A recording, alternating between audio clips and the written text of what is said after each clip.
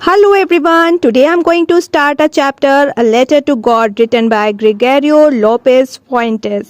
ये चैप्टर है लेंचो का, जो कि एक फार्मर है जिसकी फसल डिस्ट्रॉय हो जाती है हेल स्टॉर्म की वजह से, और किस तरह से भगवान पे फेथ होने की वजह से उसकी सारी प्रॉब्लम सॉल्व हो जाती हैं, ये हम इस चैप्टर में देखेंगे। लेकिन उससे पहले चैनल को लाइक और सब्सक्राइब जरूर करिएगा ताकि आगे भी आपको ऐसे वीडियोस मिलते रहें।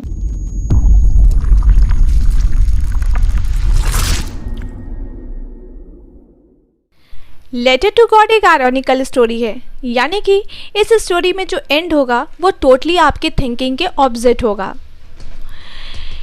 इसके अंदर आप ये भी देखोगे कि किस तरह से अगर आपके अंदर किसी चीज़ का बिलीव है और पाने की चाह है तो डेफिनेटली आपको वो चीज़ मिलकर रहती है। तो शुरू करते हैं हमारी स्टोरी से। ये स्टोरी शुरू होती है एक घर से, जो कि एक छोटी सी हिल टॉप पर बना हुआ था। वहाँ से आप रिवर और कॉर्नफील्ड को देख सकते थे।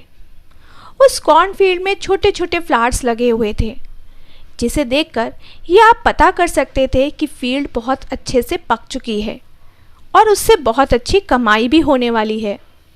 ज़रूरत थी तो सिर्फ बारिश की। ज़्यादा बारिश होती तो ठीक था, नहीं तो हल्की बारिश से भी काम चल जाता। फसल बहुत अच्छी ज़्यादा तैयार थी। लेंचो जो किसान था और टोटली अपनी फसल पर डिपेंड था, और उसकी फसल टोटली रेन पर, और इसीलिए वो बहुत ज़्यादा डेस्परेट था और सुबह से नॉर्थ ईस्ट डायरेक्शन की तरफ फेस कर कर बैठा हुआ था। वो अपनी फील्ड का मालिक था और उसके बारे में सब कुछ जानता था, इसीलिए वो स्काई की तरफ देख रहा था, क्योंकि उसे एहसास था कि बारिश कभी भी हो सकती है। और इस पर वो अपनी वाइफ, जो कि घर के अंदर डिनर बना रही थी, से कहता है कि बारिश कभी भी हो सकती है।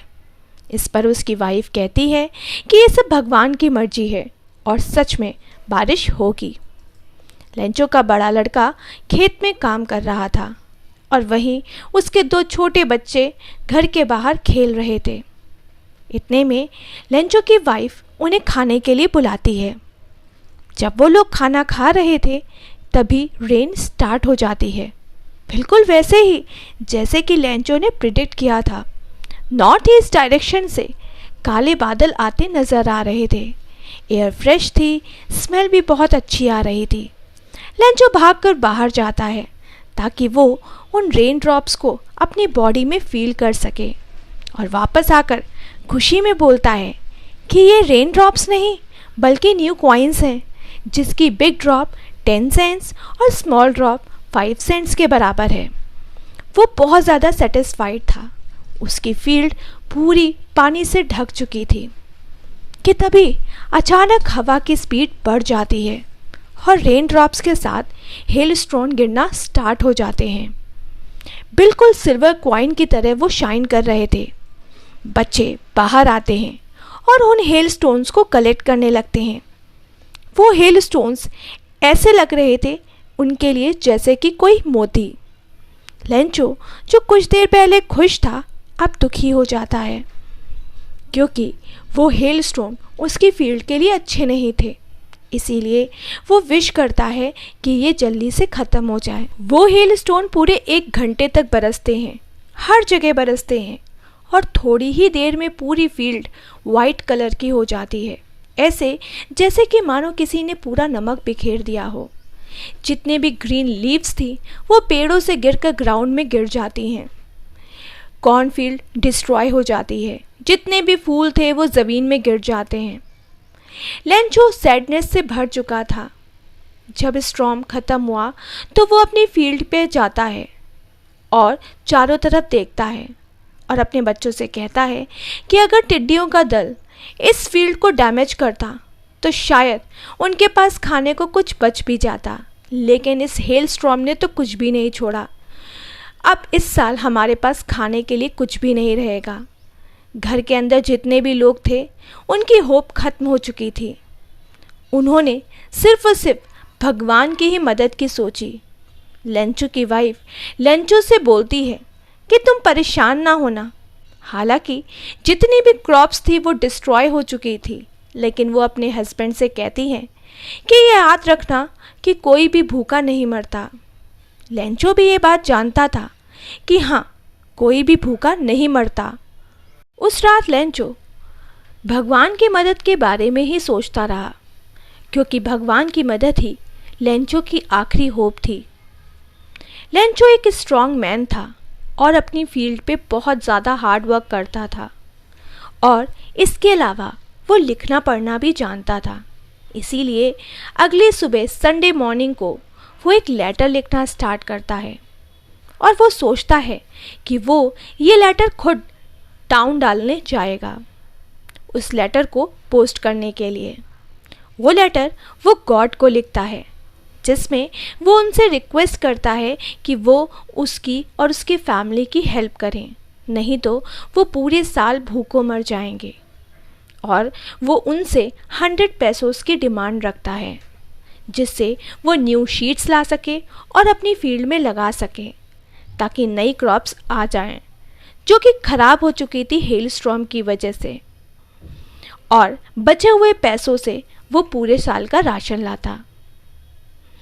वो अपने लेटर को एक एनवलप में डालता है और उसे अपनी स्पिट से चिपका देता है। अगली सुबह वो पोस्ट ऑफिस जाता है और वहाँ पर वो लेटर वो बॉक्स में गिरा देता है। पोस्ट ऑफिस का एक एम्प्लॉय पोस्टमैन भी था, जो कि पोस्ट ऑफिस के दूसरे काम भी करता था।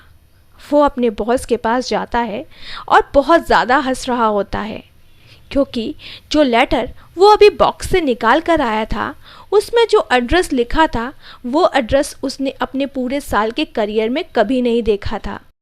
पोस्टमास्टर थोड़ा मोटा और फ्रेंडली पर्सन था। वो भी हंसने लग जाता है और इमीडिएटली वो सीरियस हो जाता है और डेस्क पर रखे लेटर पर टैप करने लगता है।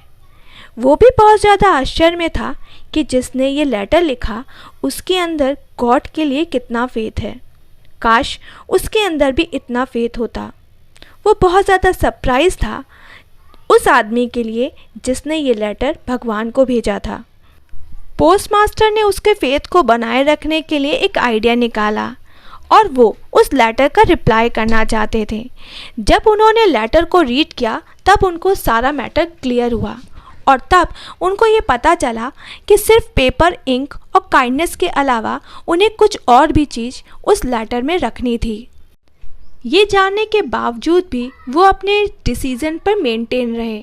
उन्होंने अपने कॉलीग से कुछ पैसे लिए और उन्होंने अपनी सैलरी का भी कुछ पोर्शन उसमें दिया।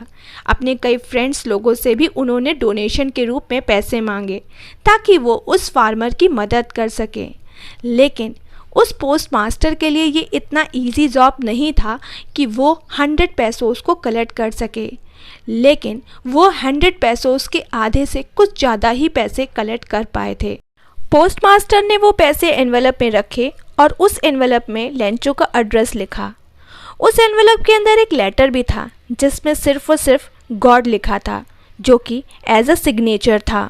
नेक्स्ट संडे लेंचो थोड़ा सा जल्दी पोस्ट ऑफिस पहुंचता है और वो अपने लेटर के बारे में पूछता है। पोस्टमैन उसे खुद से वो लेटर उसको देता है। पोस्टमास्टर ऑफिस में बैठा लेंचो के एक्सप्रेशन का वेट कर रहा था।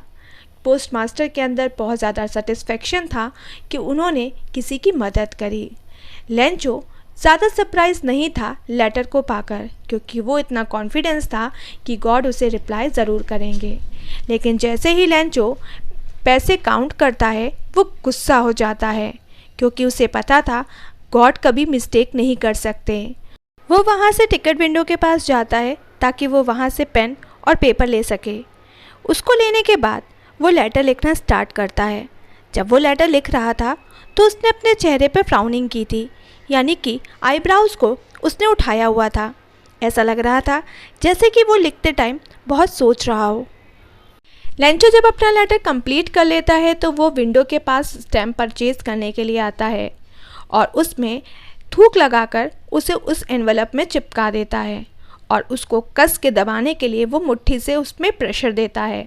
जब वो उसमें चिपक जाता है तब वो एनवेलप वो लेटर बॉक्स में डालता है। जब वो लेटर बॉक्स में एनवेलप डालकर चला जाता है तो पोस्ट मास्टर इमीडिएटली वो लेटर ओपन करता है। उस लेटर में लिखा था कि भगवान, आपने जितने पैसे भेजे उसमें से मुझे सिर्फ 70 पैसों ही रिसीव हुए हैं, और वो बचे हुए पैसे भेजने के लिए रिक्वेस्ट करता है। और वो उसमें ये भी लिखता है कि इस बार वो पैसे वो उनको डायरेक्ट भेजें, ना कि पोस्ट ऑफिस से, क्योंकि ये जो पोस्ट ऑफिस के एम्प्लॉयज़ हैं वो डिसऑनेस्ट हैं। और नीचे उसने लेंचो के नाम का साइन कर दिया। इस तरह से हमने देखा कि कितना फेथ था लेंचो का गॉड के लिए, और गॉड ने किस तरह से एक ज़रिया बनाकर पोस्ट मास्टर को उसकी हेल्प के लिए भेज दिया। हमने देखा कि किस तरह से पोस्ट मास्टर ने उसकी मदद करी और बदले में उसे कुछ भी नहीं मिला, उल्टा लेंचो उन्हें एक चीटर समझता है। तो like this we came to the end of this chapter. अगर आपको चैप्टर अच्छा लगा हो तो चैनल को लाइक और सब्सक्राइब ज़रूर करिएगा। Till then bye bye.